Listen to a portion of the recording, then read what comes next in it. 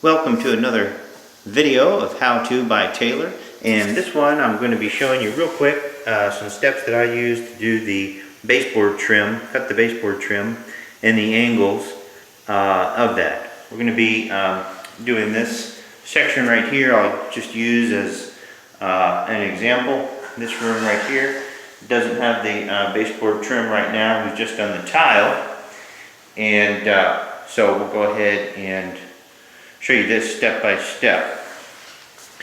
I use a nail gun for this to shoot the finished nails in right here, and then I put a little, I usually do white, and so then I just go with the paintable white caulk over those nail heads. You need an air compressor to drive the nail gun.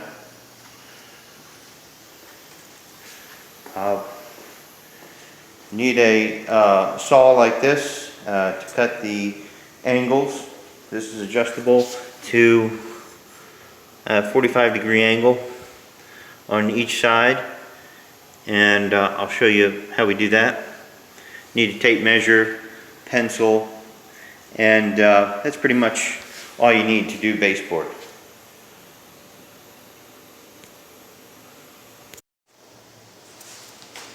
So, first thing you want to do is take that measurement from that door trim, and that's going to be a flat cut as it comes up to a flat surface like that. All the way to the corner of the room, which is 53.5 inches, and so this is going to be a 45-degree angle inward. Going inward, so it's 45-degree angle going inward, and I'll show you how to do that on the saw. 53.5. Alright, so we're going to start from the end of this piece. Remember, it's flat on that side, so we don't have to do anything to that. And it's 53.5. So we're going to mark that, and that's going to be the beginning of our angle. And again, the cut's going to be oriented back from that corner. So we'll adjust this saw here, 45-degree angle, back from the corner. A lot of times when you're working with a 12-foot piece like this, it helps to have a toolbox or a stack of wood on each side to keep this piece of baseboard level. Line it up right there where it begins.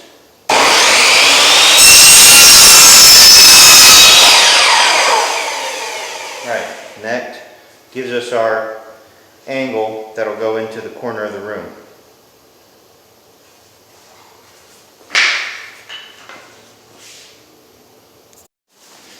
Alright, so we're ready to nail this in. Anytime you need to reload your staple gun, just disconnect the air.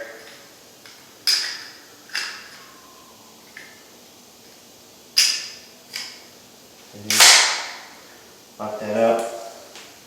Take your air again.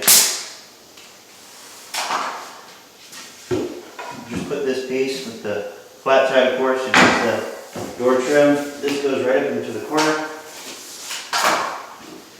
You know you have wood on the bottom where the sill is, so you can nail into that. If you know where the stud is, you can nail higher up on the baseboard into that. You want to check for defects on the back of the wall to make sure that this is as flush as possible.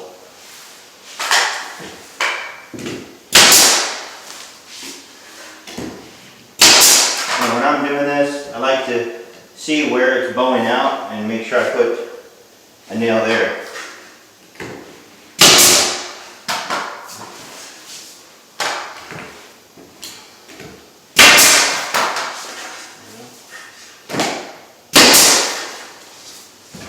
It's pretty good right there.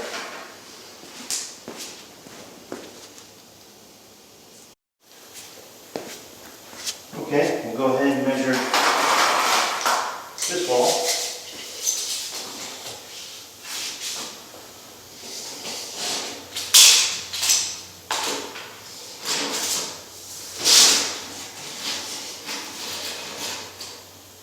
It's at 115 inches.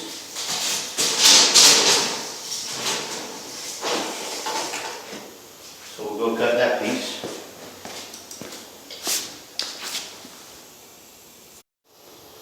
Alright, we're ready to cut this.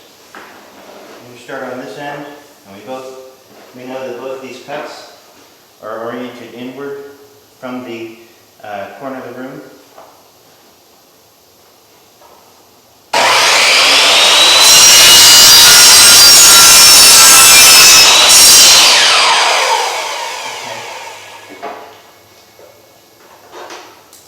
Got that corner, and I've already got the other side measured, 115 inches.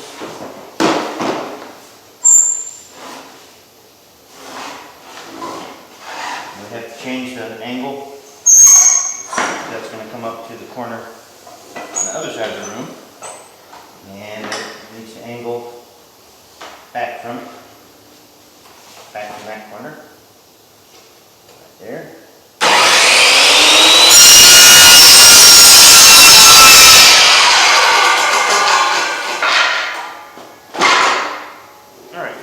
That gives us our angle on this side. Can't really see that.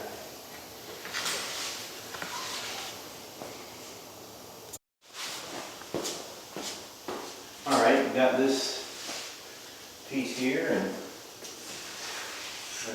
make it flush with that corner. Sometimes these cuts come out just like you want, sometimes they don't. Now this right here, you can see it, I don't know if you can see from the video, but there's a gap right there in the bottom. And that's the real art of doing these angled cuts, to do it in a way where you get those, that seam to just line up perfect. Now I'm not a professional finished carpenter, but I'd expect somebody like that to be able to line up these real good every time. I'll show you something that you can do to close up that gap, at least for the looks.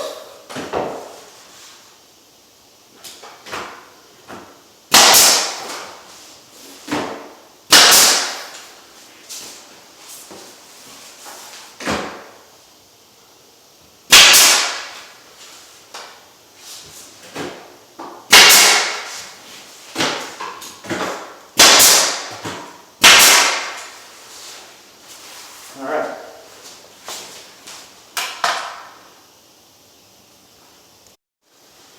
Alright, this is the other side of the room, and as you can see, once again, it's the correct angles, but there's still a gap there. That's the real craft of this baseboard cutting. The finished carpentry is being able to cut those angles so they just line up perfectly, and over time you'll get better at it. It's not my main thing that I do, so a lot of times my angles don't line up perfectly. What you can do is get a lot of times the baseboard is white, so you can get white caulk and just put it right in that little seam there, and wipe it with a rag. It'll disappear, especially if you're going to paint it a different color, and for most intents and purposes it'll disappear and it'll be fine.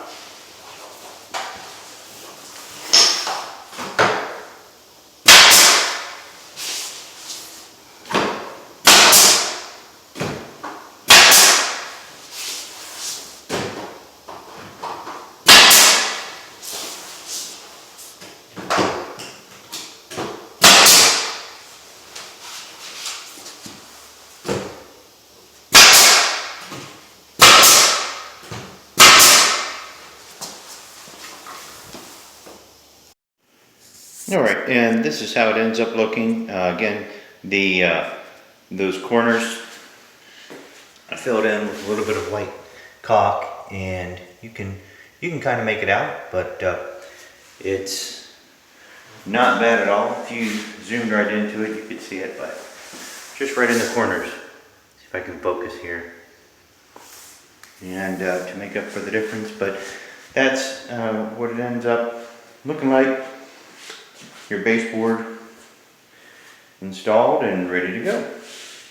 Alright, well, thank you for watching another how-to video by Taylor. Hopefully you got some use out of this, and if you did, I appreciate your likes, and also subscribe to my channel. I post how-to videos, remodeling, home repair, a little bit of gardening pretty frequently.